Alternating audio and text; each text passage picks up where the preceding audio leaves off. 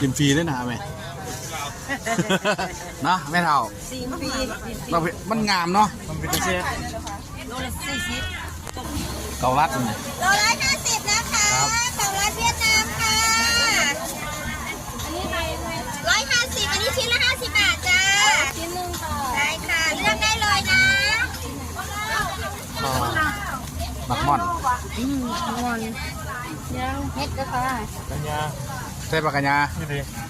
ว่ะ เกียงไม้นะ ประกาศงา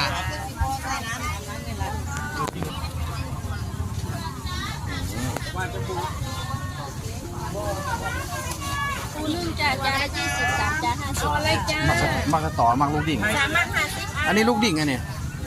350เลือก มาแต่ก็ นี่จักรจันทร์เนี่ย มาจะเป็นจ้า